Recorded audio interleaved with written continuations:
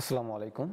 আমি মোহাম্মদ রাসেল উদ্দিন, জাপানি ভাষা ও সংস্কৃতি বিভাগের শিক্ষার্থী, আধুনিক ভাষান ইনস্টিটিউট, ঢাকা বিশ্ববিদ্যালয়ের। আমি 2023 সালের সেপ্টেম্বর মাসে জাপানের সবথেকে বড় স্কলারশিপ নেক্সট স্কলারশিপের অধীনে পড়াশোনা করার জন্য জাপানের কিয়োতো শহরে অবস্থান করেছিলাম। এই স্কলারশিপটা ছিল হচ্ছে এমবাসির রিকমেন্ডেশন আন্ডার নেক্সট স্কলারশিপ।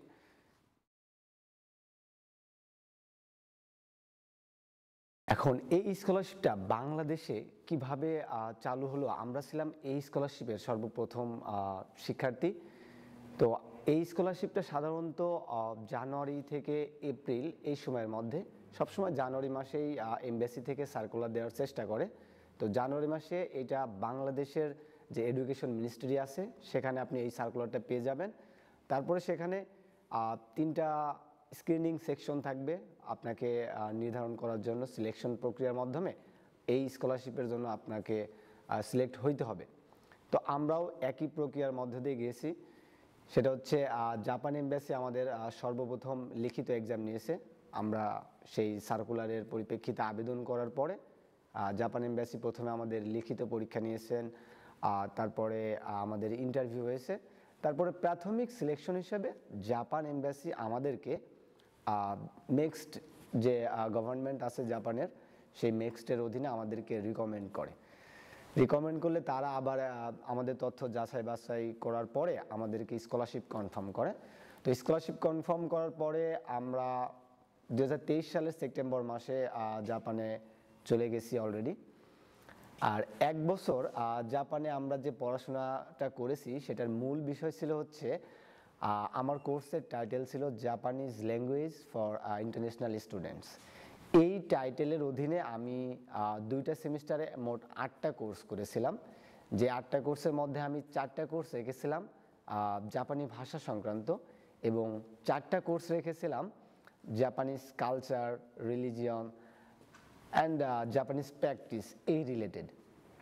এক্ষেত্রে আমার যে সুবিধাটা হয়েছে, 10 মাসের একটা প্রোগ্রামে জাপানে অবস্থান করাই, সেটা হচ্ছে আমি বাংলাদেশ থেকে যাওয়ার সময় N3 লেভেলের দক্ষতা বা N3 পাস করে জাপানে গিয়েছিলাম, কিন্তু প্রথম 5 মাসে আমি N2 পাস করে যাই জাপানে থাকা অবস্থায়। এবং বাকি যে 4টা বিষয় আমি পড়াশোনা করেছি, specially Japanese religion, Japanese culture, এইগুলো সম্পর্কে মানে জাপান সম্পর্কে আমার নলেজটা আরও বাড়িয়ে দিয়েছে এই ব্যাপারটা। তো বাংলাদেশে আসার পরে এই ব্যাপারে আমি যখন গবেষণা করার চিন্তা করতেছি যে পরবর্তীতে হয়তো মাস্টার্স প্রোগ্রামে আমি যাব, সেক্ষেত্রে গবেষণার জন্য আমার এই জাপানিজ কালচারগুলো কাজে লাগতেছে। এবং বাংলাদেশে আত্মকর্মসংস্থান আমরা যেটা বলি, আমি এখন একটা টিটিসির টিচার হিসাবে জয়েন করেছি। তো এই যে টিটিসির টিচার হিসাবে জয়েন করার জন্য যে ক্রাইটেরিয়া, তার মধ্যে একটা আমার ওই যে N2 থাকার কারণে আমি প্রায়োরিটি পেয়েছি। তো আমি যদি বাংলাদেশের সাথে কম্পেয়ার করি, আমি বাংলাদেশেও এই জাপানি ভাষা বা স্কলারশিপের যে প্রফিটটা পেয়েছি সেটা কাজে লাগতেছে আমার। এবং আমি পরবর্তীতে যদি জাপানে আবার যাইতে পারি মাস্টার্স এবং পিএইচডি করার জন্য, সেক্ষেত্রে আমার language skill plus Japanese culture এবং রিলিজিয়াস ব্যাপারে যে নলেজ, এটা আমাকে অনেক উপকারে আসবে আমি বলে মনে করি।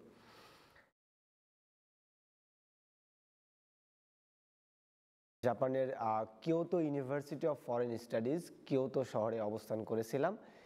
এবং এই স্কলারশিপের মেয়াদ ছিল হচ্ছে 10 মাস, অর্থাৎ 1 বছরের সার্কুলার দেওয়া হয়, কিন্তু 10 মাস। এবং জাপানের প্রেক্ষাপটে এটা 2টা সেমিস্টার, 4-4-8 মাস, আর বাকি 2 মাস জাপানের সিজনাল ভ্যাকেশন চলে। তো এই 8 মাসের প্রোগ্রামে আমি জাপানের কিয়োতো ইউনিভার্সিটির অধীনে, কিয়োতো ইউনিভার্সিটি অফ ফরেন স্টাডিজের অধীনে পড়াশোনা করলেও কিয়োতো শহরের বাইরে আমি আরও কয়েকটা শহরে ভ্রমণ করেছিলাম। এবং কিয়োতো শহরের যত কালচারাল সেক্টর আছে, যত পুরাতন মন্দির এবং ট্যুরিস্ট স্পটগুলো আমি সব ভিজিট করেছিলাম। এইটা আমার বর্তমান এই সময়কাল পর্যন্ত আমার লাইফের একটা অন্যতম সুন্দর সময় ছিল জাপানে।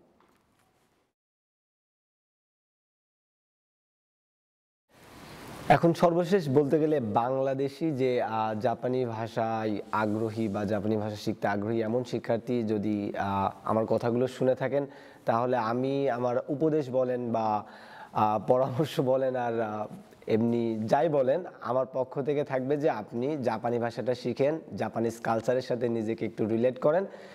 এতে আপনি জাপান কিংবা বাংলাদেশ উভয় ক্ষেত্রেই সুবিধা পাবেন।